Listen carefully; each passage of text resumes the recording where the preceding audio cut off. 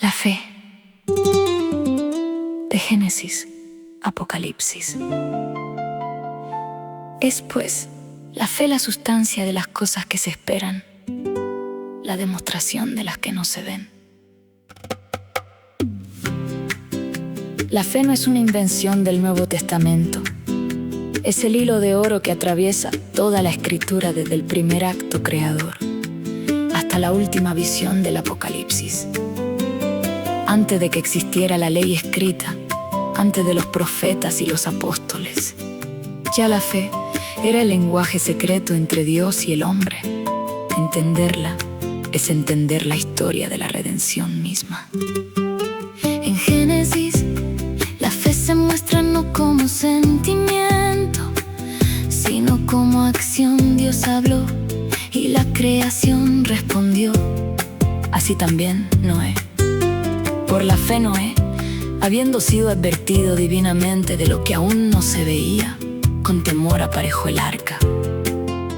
No vio la lluvia, no tenía precedente, obedeció porque creyó en la palabra de aquel que prometía. La fe de Abraham es el paradigma más alto de esta etapa. Dios le dijo que saliese sin decirle a dónde iba y salió. Se le prometió un hijo cuando ya era imposible biológicamente, y creyó.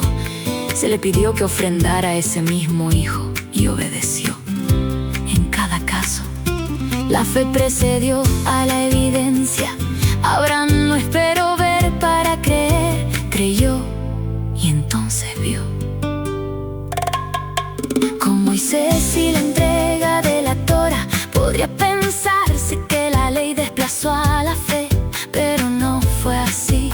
La ley reveló la distancia entre el hombre y Dios, y con esa revelación profundizó la necesidad de creer en la gracia divina. Los sacrificios del tabernáculo no salvaban por sí mismos, eran actos de fe hacia una promesa futura. El justo, dijo el profeta Habacuc, en los días más oscuros de Israel vivirá por su fe. Esta frase, sembrada en el Antiguo Testamento, sería la semilla que Pablo recogería siglos después para explicar el Evangelio.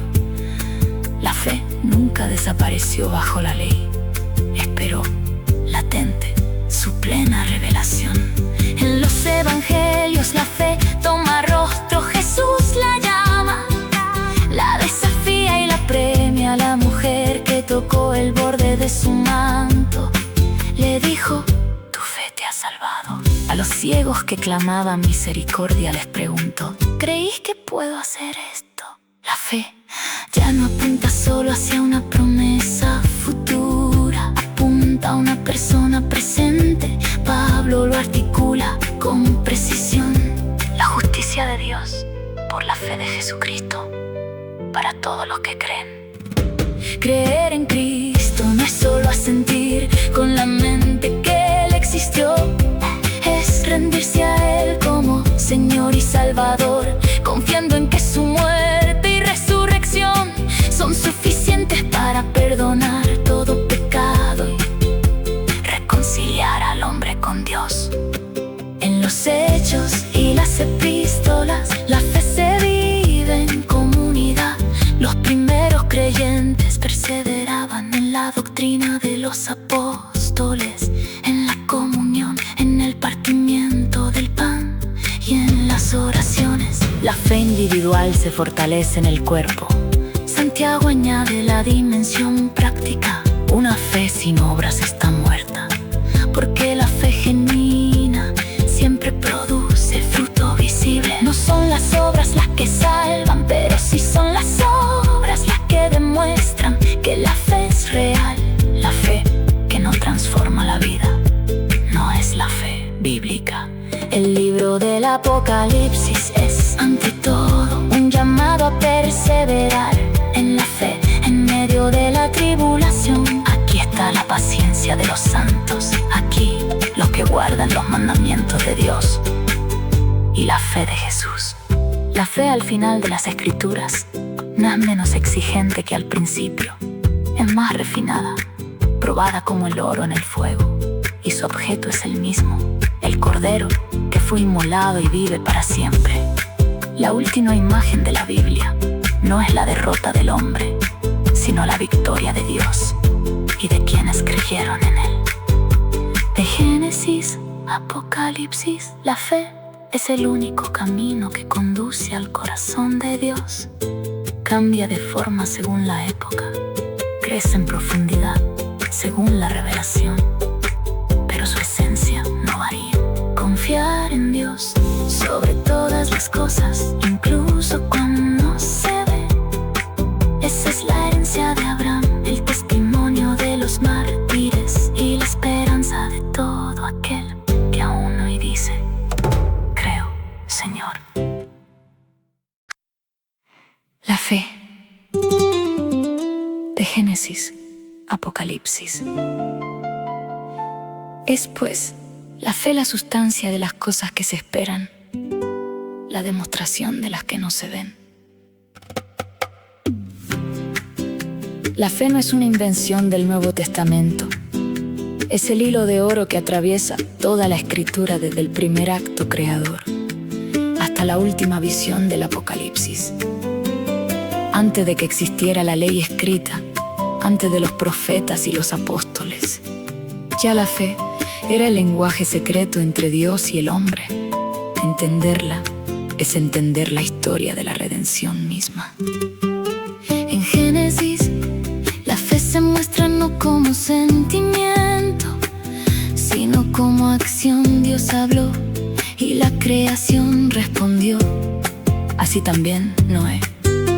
Por la fe Noé, habiendo sido advertido divinamente de lo que aún no se veía, con temor aparejó el arca. No vio la lluvia, no tenía precedente, obedeció porque creyó en la palabra de aquel que prometía. La fe de Abraham es el paradigma más alto de esta etapa. Dios le dijo que saliese sin decirle a dónde iba y salió. Se le prometió un hijo cuando ya era imposible biológicamente, y creyó. Se le pidió que ofrendara a ese mismo hijo y obedeció. En cada caso, la fe precedió a la evidencia. Abraham no esperó ver para creer, creyó y entonces vio. Con Moisés y la entrega de la Torá, podría pensarse que la ley desplazó a la fe, pero no fue así. La ley reveló la distancia entre el hombre y Dios, y con esa revelación profundizó la necesidad de creer en la gracia divina.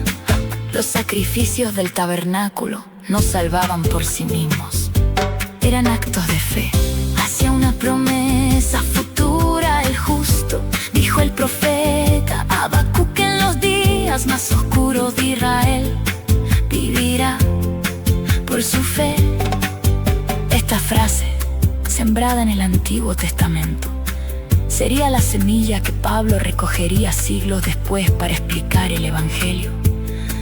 La fe nunca desapareció bajo la ley, esperó, latente, su plena revelación. En los Evangelios la fe toma rostro, Jesús la llama, la desafía y la premia. A la mujer que tocó el borde de su manto, le dijo: tu fe te ha salvado. A los ciegos que clamaban misericordia les preguntó: ¿creéis que puedo hacer esto? La fe ya no apunta solo hacia una promesa futura, apunta a una persona presente. Pablo lo articula con precisión: la justicia de Dios por la fe de Jesucristo para todos los que creen.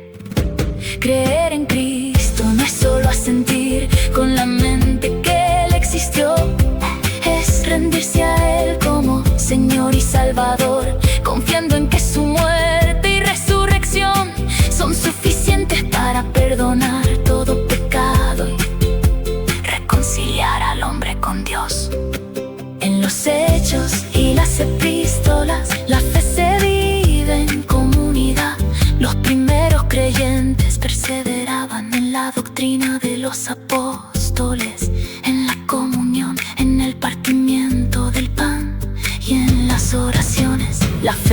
individual se fortalece en el cuerpo. Santiago añade la dimensión práctica. Una fe sin obras está muerta, porque la fe genuina siempre produce fruto visible. No son las obras las que salvan, pero sí son las obras las que demuestran que la fe es real. La fe que no transforma la vida no es la fe bíblica. El libro del Apocalipsis es, ante todo, un llamado a perseverar en la fe en medio de la tribulación. Aquí está la paciencia de los santos, aquí los que guardan los mandamientos de Dios. Y la fe de Jesús. La fe al final de las Escrituras no es menos exigente que al principio. Es más refinada, probada como el oro en el fuego, y su objeto es el mismo, el Cordero que fue inmolado y vive para siempre. La última imagen de la Biblia no es la derrota del hombre, sino la victoria de Dios y de quienes creyeron en Él.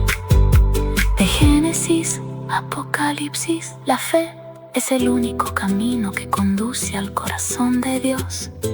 Cambia de forma según la época, crece en profundidad según la revelación, pero su esencia no varía. Confiar en Dios sobre todas las cosas, incluso cuando